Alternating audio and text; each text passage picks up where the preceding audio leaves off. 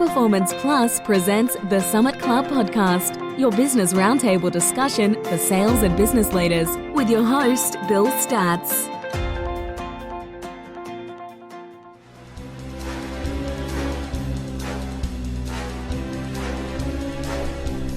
My name is Statz, Bill Statz, and you're listening to episode 007 of the Summit Club Podcast. So what are we talking about today? We're talking about high-performance teams. Why is that important? Well, I'm here with the Summit Club team, John, Mr. Feinblatt, JT, and we want to have a discussion about that synergy thing. When I was with Franklin Covey, it's habit number 6. How do you get 1 + 1 to equal 3? One way is high-performance teams. What do you think, guys? Who wants to kick it off? Well, I'll do that. But by the way, Bill, I always thought 1 + 1 = 3. Is that not right? Whatever. Let's start with the definition of a high-performance team. A high-performance team is a group of people who share a common vision, goals, metrics, and who collaborate, challenge, and hold each other accountable to achieve outstanding results. They have a clear vision of where they are headed and what they want to accomplish. Probably the greatest high-performance team I was involved with was when I was with a company, Timberland. And Timberland had a number of licensees. And to market the product, a plan was put together where each licensee would work together with the other licensees and call on retailers together. So we would show up as a team with different product categories and work with retailers, and it was a tremendous opportunity to save the retailer time, present a total package of products, and most importantly, be able to create advertising and merchandising solutions, one place, one time, one meeting. The individual who ran this was one of the fellow licensees who actually put together a group of 6 different licensees to make this happen. It was one of the things that really led Timberland to becoming a head-to-toe brand back in the 1990s and really lead the company into the forefront of outdoor fashion at that time. It's really interesting. You know, Rick, I'm really glad you're doing teams and not math, because if you really thought that 1 + 1 = 3, we're all in trouble. Over the years, working with many different teams, from Crayola to Hewlett-Packard to small real estate companies, the common themes seem to always center around caring for each other, meaning it's more than just a job, and having some, I want to say, personal aspect to the team where people actually enjoy being together. I've had client companies that once a month, sales team or customer service team, or even together, sales and customer service, would do some social things together because they really enjoyed being with each other. And accountability, and some of the things I know, Rick, you're going to be pointing out today that are so critical for a high-performance team, they really cared about each other, and they cared about being accountable for helping everybody grow together. And anybody that's ever played sports, you know, even golf now, they have their own dietitian and their own flexibility coach or whatever. It just seems that the winners understand the value of a team, and a team that really plays well together. Many moons ago, I was involved with a different agency back when I was working inside, and the agency had to do a global expedited launch for a pharmaceutical product. Traditionally, a launch in pharma is always the biggest thing to do for an agency, but this was expedited, so it's done in half the time. So the FDA said, this is that good of a product, it's got to go sooner. So for anybody in the agency world, this is the test that you have. And we had to do that test in half the time. And this was a situation where we had about 40 different printed products, you know, sales sheets, binders, CD-ROMs, websites, you name it, going out the door. And all of that had to be done in several languages because it was a global launch. And the team that was put together at that time was very, very strong. Everybody had their individual talents. Everybody could multitask a little bit. So there was a little bit of healthy overlap. And if somebody got too deep in the weeds on one project, they can say, hey, I need some help. Somebody else could jump in. And it even had the social aspects. In the middle of the 80-hour work weeks, we found time to go out for lunch here and there. If we had an early night, go out to the bar, have a couple drinks, and just blow off some steam. It was a very effective team, and it just, for as awful as it was going through the ringer of that launch, the team that was set up just makes the memory of it a lot more fond. This is our team.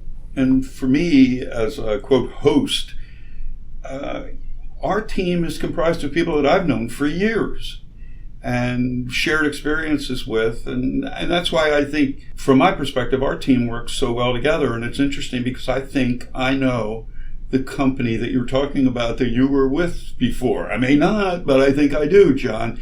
And my recollection from having that creative company as a client, creative was on one half of the floor with a small doorway, and the rest of sales and marketing and management and client relations and everything was on the other side.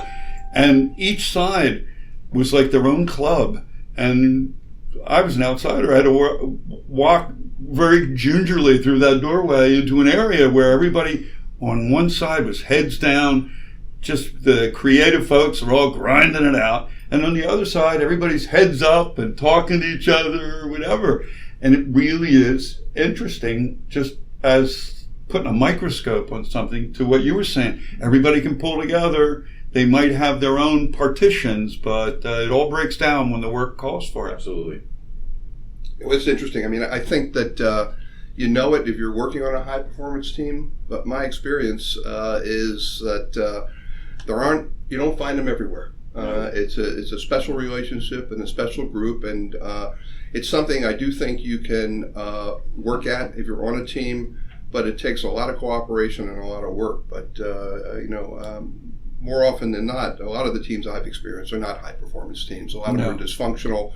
They don't get along. I've always said to my kids, if you work for somebody or in a group and you have like one or two good experiences throughout your life, consider yourself lucky, because oftentimes people you talk to, they tell you about what they're doing and where they're working, and you just sit there and shake your head, and boy, it's just not a great situation. Sure. So I'm sure all of you have had some experiences with some teams that aren't, high performance. Absolutely. For those of you that are listening right now, one of the things that our team talked about before we turned the recording equipment on was these topics tend to migrate or lead to certain applications. Like, we're talking about a high-performance team. Well, how do you manage a high-performance team? Or if you're part of the team, how to be the best team player?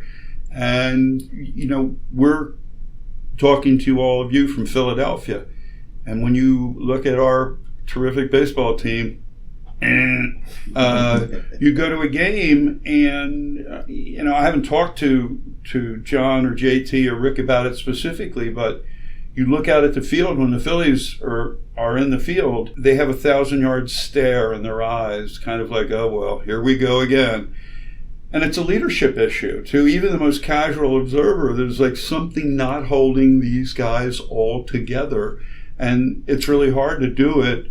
This player, that player, they'll have little fragmented relationships, but the team isn't being pulled together by leadership. So keep that in mind. We'll give you some cues as to other programs, podcasts that we'll be doing to help you see the 360-degree resources that are going to be available to you to make the most of the information we're trying to provide.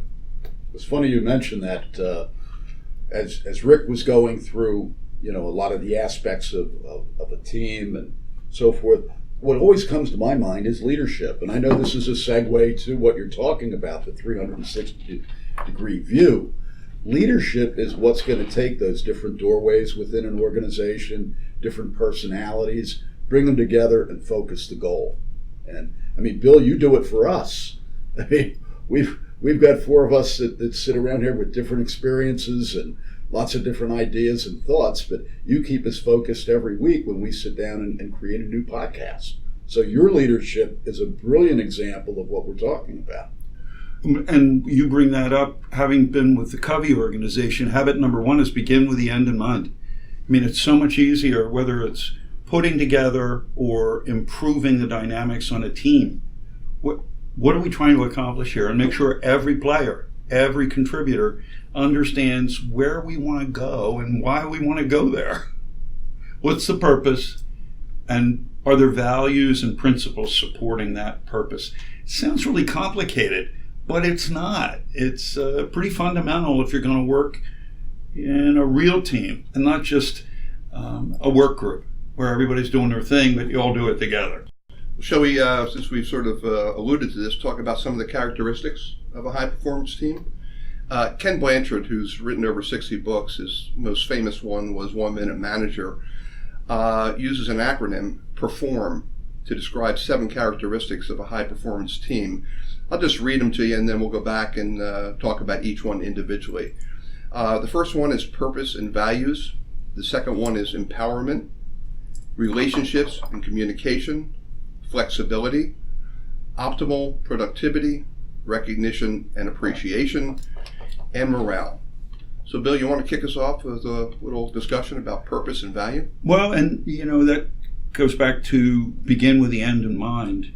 I think everybody has to have a common orientation as to what needs to be done, why it needs to be done, and how does each person buy in, if you will, to that common thread that's going to drive the performance forward.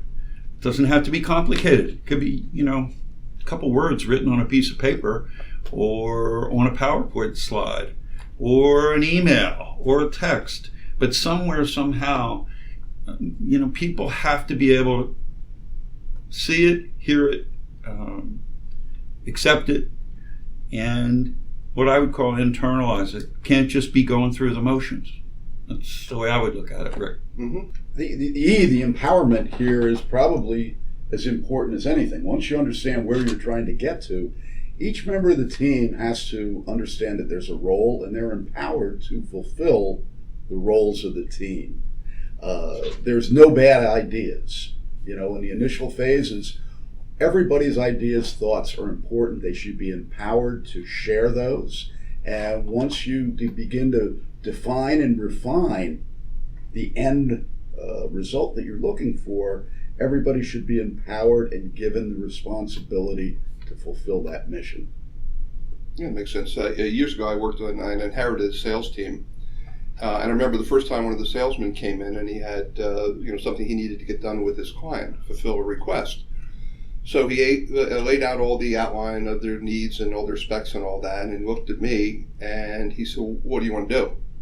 And I looked at him and I said, well, what do you want to do? And he said, what are you talking about? I said, it's your client. I mean, what do you think we should do? If you don't know him better than me, why are you even here? And he said, well, the person that has a job before you, this is what we did. We brought in everything. He told us what we wanted to do, and then we went out and did it. I said, well, we're not going to do that anymore. I said, you go back to your office, you figure out what you think you'd want to do, and then let's come in here and discuss it.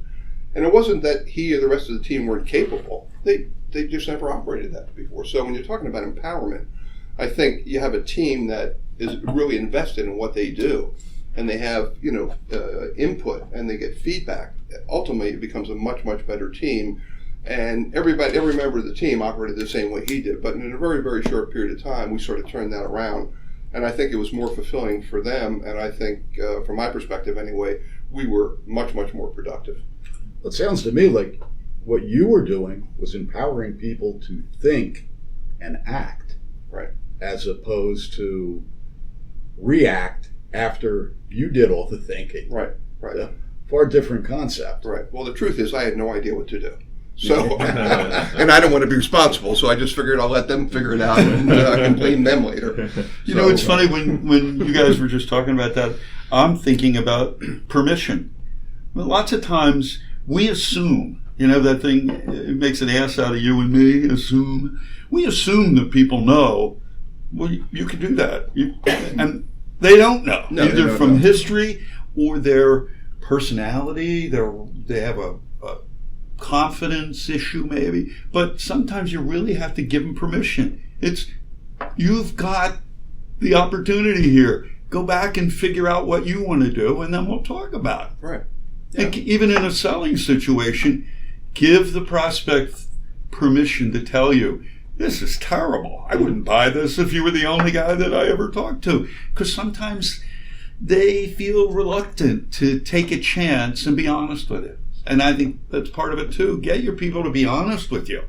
Give them permission to tell you, that's not a good idea from my standpoint. You know? Well, I'm sure we all had the experience where you're working for somebody who wants to tell you what to do, and they tell you what to do, and you're sitting there thinking, this is never going to work. Absolutely. But I'm not going to, he doesn't care about my opinion, so I'm just going to go out and do it, and we'll deal with it after the fact, because there's no upside in getting him mad at me.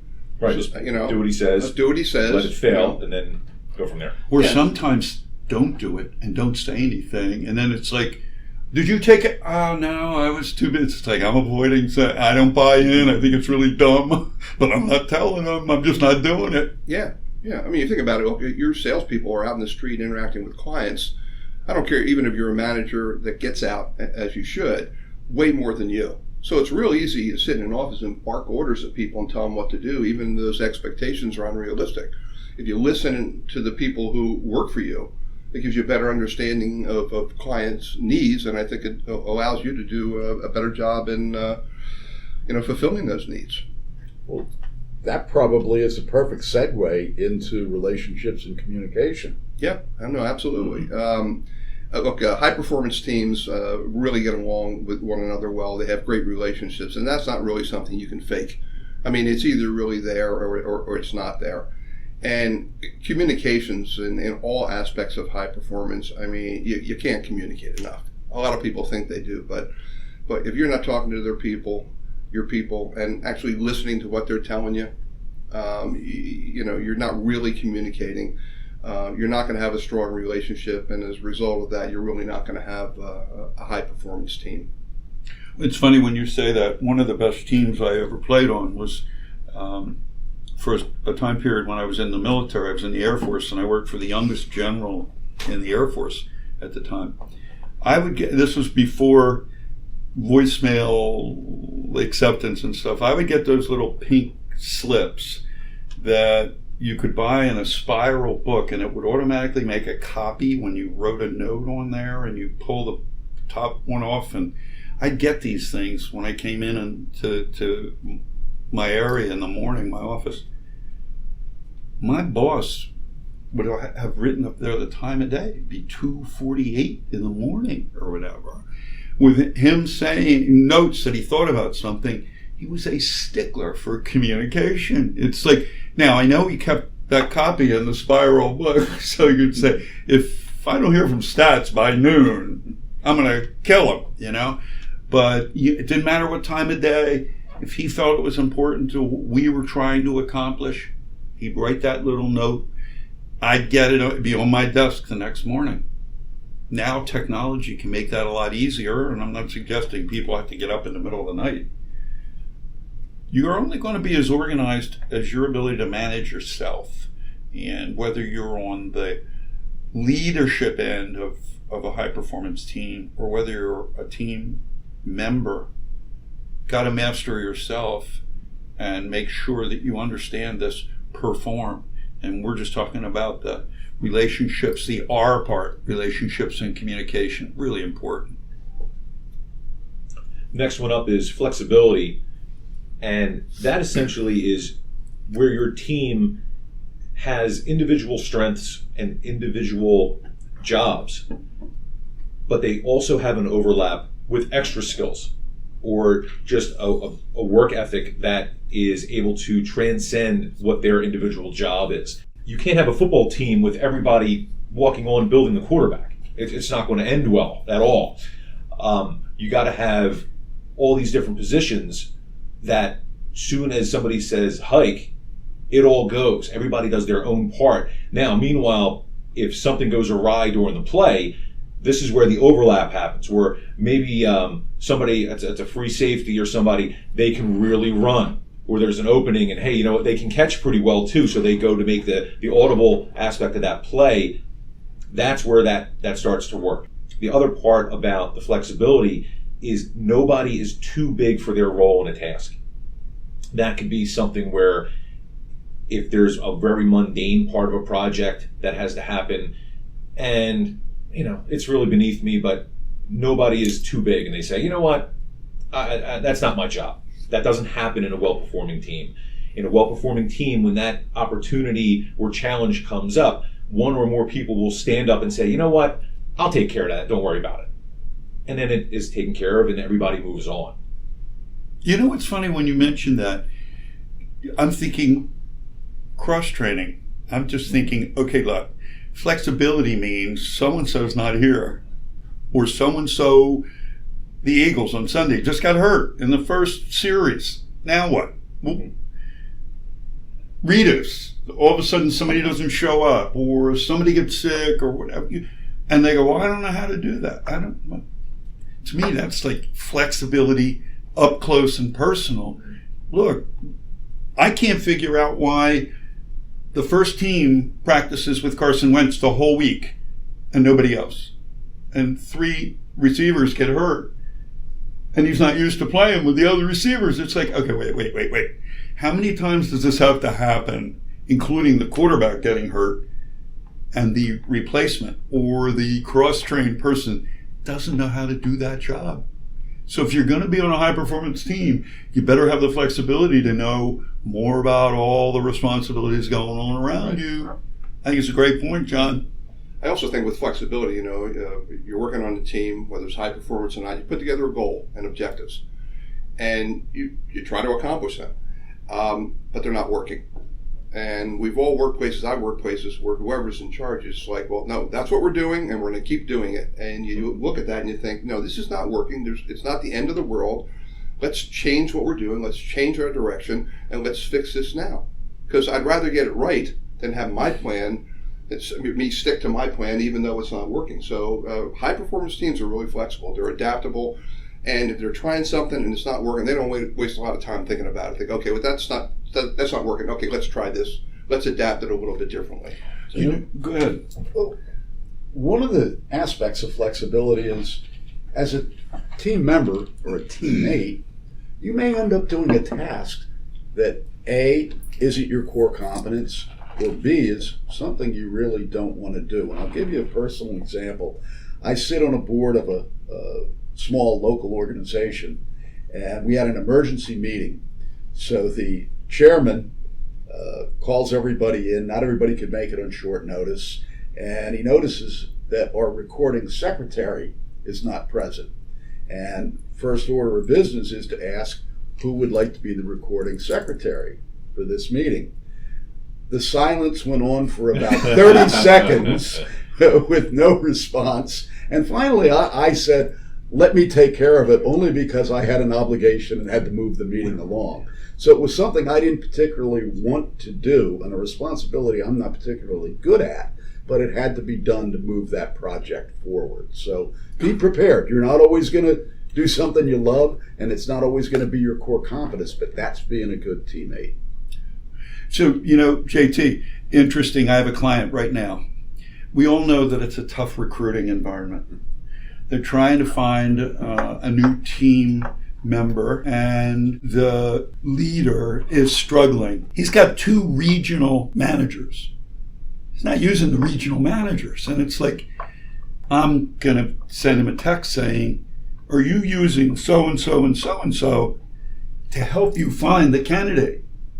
Because number 1, it's a learning experience for them. And number 2, it's leverage. You get more push, if you will. It's like double teaming. Let's triple team. Let's have 3 people. And to me, that's flexibility in a high performance team. I need help over here. Pull one of the team players.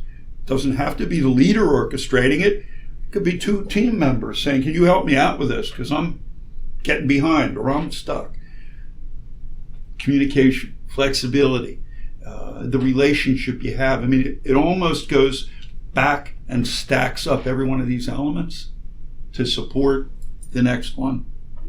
You know, the next subject that makes sense, and it follows along with Ken Blanchard's PERFORM acronym, is optimal productivity. This requires some expectation and definition. Again, going back to where we started, Bill mentioned, begin with the end in mind. Well, when you begin with the end in mind, one of the things you have to be willing and ready to do is measure your productivity along the way. And we've already talked about some of the ways you optimize productivity. Yes, you've got to empower. Yes, you've got to use your relationships and communications. Yes, you have to be flexible. You know, these are the tools that we've already discussed that are going to allow you to create the optimum productivity that you need for your team to perform.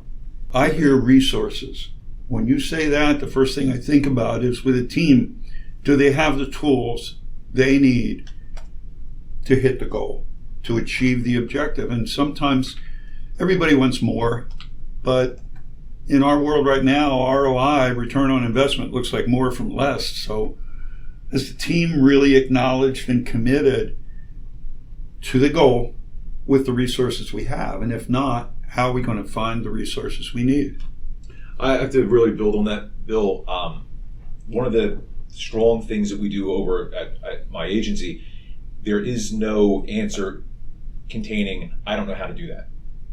And when we sit down to do any task as a team, if somebody hits that wall that I'm not sure how to do that, well, the first thing we do, we have a lynda.com, which is a great online resource for anybody looking to learn any skills, whether it's software or even some management even. We have a license for that for the agency. And anybody at any point in time, if they have downtime at work, if they are even at home, they can log on and learn anything they want to learn. But more specifically, where it comes to optimizing the team and a task at hand, if somebody says, all right, this is on my plate, I don't know how to do it, we'll just say, well, this is where it lives online, take 2 hours and go learn it. And the same point where if we're building something, say we're building a website or something more specific, we're not going to have somebody burn 5-6 hours of our time, and yet alone 5-6 hours of burning a client's time, when they can say, all right, we're just going to buy this widget for $150 and it's done. Work smarter, not harder. And I think that's a great way to optimize your team, where no one's spinning their wheels just because they don't want to raise their hand and say they have an issue. All the resources are there, or even you have to buy resources for your team to make sure that they don't have to do any pit stops. Funny, that takes us back to one of our previous points, empowerment. Yes. It's going to be interesting as we work through this to see how all of these different points, every part of this acronym, PERFORM, is going to contribute to optimizing productivity. Well, you know, we talk about all these ingredients coming together, Rick, that you've laid out based on Blanchard, and we're at the R again, where it's recognition and appreciation. And it's the one thing that I see lacking so often in a team environment is, do you folks celebrate when you win? Does anybody get excited? And are there any recognition, opportunities or whatever? And you get a kind of a stare, and it's like, huh? It's like, no. We only get yelled at when things go wrong, you know? I mean, it's like, what a way to run a team. It means so much if you just say to somebody, even in passing, hey, nice job.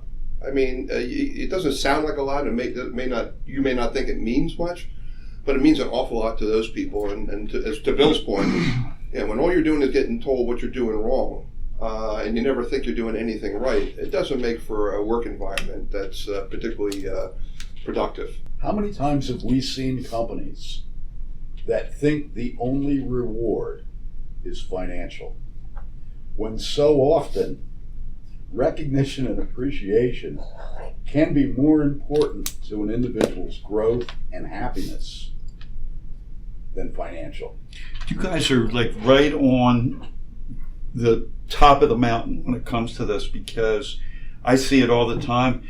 I think generally, I hate to generalize, people are stroke deprived. They would love somebody, somewhere, somehow, to acknowledge the fact they're doing a good job, because most of the time the strokes they get are negative strokes.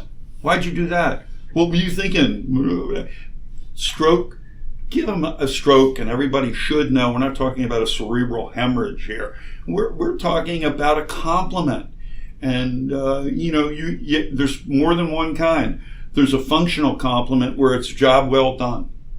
And then there's a compliment that hits your self-confidence, your self-esteem, where somebody doesn't tie it to a specific thing you've done. They tie it to your core and they say, you know what? I'm really glad you're here. The power is unbelievable. To your point, you're talking about, income. Some of the recent studies about millennials will tell you that not that it's not important. They want to make money like everybody else, but there's some other things that are almost equally important or more important to them than just income alone. So if you're just sitting there going, well, he or she's, they're making a lot of money, so that's all they need. That's not all they need. Everybody loves to get stroked once in a while. Yeah. Hey, I may be jumping the gun here, but M is the last letter in our acronym, and that's morale. Isn't this what we're talking about? Yeah, it really comes down that the team feels genuinely involved in the outcome. They're not just there punching the card from 9 to 5, I made X amount of dollars, time to go home and get on with the rest of my life. Everybody's invested. Nobody's phoning it in. Everybody wakes up in the morning, comes to work, and they're actually excited about what they can contribute to making this goal happen for their own growth as well as the growth of the company they're working for. Morale is the primary ingredient to motivation and performance. Obviously, recognition and appreciation is going to be top on that list. Yeah. It's funny. People talk about motivation, and lots of times we assume that people should come up with ideas to motivate their team. My belief is you can't motivate anybody else. They got to motivate themselves. All you can do is provide the right environment for them to internalize that and be excited about what they're doing. Because you know what? In spite of all the things you think you can do to motivate them, tomorrow morning when that alarm goes off, 6:30, 6:15, 6:45, 7:30, it doesn't matter, and they put their feet on the floor, it's all up to them. What are you going to do? I mean, everybody listening to this right now, you've had that day. You've been a part of the good day. You've been a part of the bad day. It's bad when it's every day, though. Yeah. It's notorious for the people that have their head down, that are just cranking stuff out. It's really brutal industry. And I'm sure everybody else here can parallel that with their own things. But it's brutal. And it's dog eat dog. And there are, for every place that's a great place to work, there's easily 40 to 50 other ones that are just get me the hell out of this place. Yeah. And whenever I get home, I'm working on my resume, and it's really hard. And the morale of the shop greatly contributes to that. I mean, I've been at a place where I've watched a writer, he literally had a nervous breakdown because, it was just the only attention was the bad attention. And it was just an awful, awful place to be. And it was a revolving door of talent. So if you're a manager listening to this, and you're wondering why every 30 days someone's putting a resume in, well, maybe it's not the team. Maybe it's you running the team. Yeah. I worked one of the places I recently worked. After a 30-day anniversary for every new employee, regardless of what they did, I called them to my office.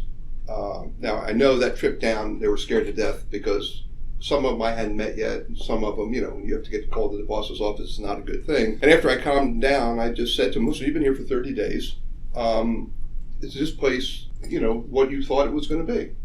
Is fulfilling your expectations? I didn't think I was going to get a lot of feedback from them because everybody's apprehensive about really saying anything. But every person I ever did it with thanked me for taking the time to at least sit down and speak to them, which was my goal to start with. So again, it doesn't take a lot, to make people comfortable and make people happy. Yeah. And unfortunately, it's one of the first things that's overlooked. Absolutely. Well, folks, we're going to have at least one more and maybe two more installments of you, if you will, to support high performance teams. Stay tuned. Look for the next one as it comes out shortly. Your Summit Club team says, see you next time. Cheers to all of you out there as a real team member contributor. Team says goodbye. Take it easy. Take it easy. To learn more about the Summit Club podcast, please find us online at www.summitclubpodcast.com. The Summit Club podcast is recorded and produced by Inertia Marketing and Design, a full-service marketing, digital and graphic communications agency. You can find them at www.inertia.marketing. Thanks for listening to the Summit Club podcast, and we'll see you at the top.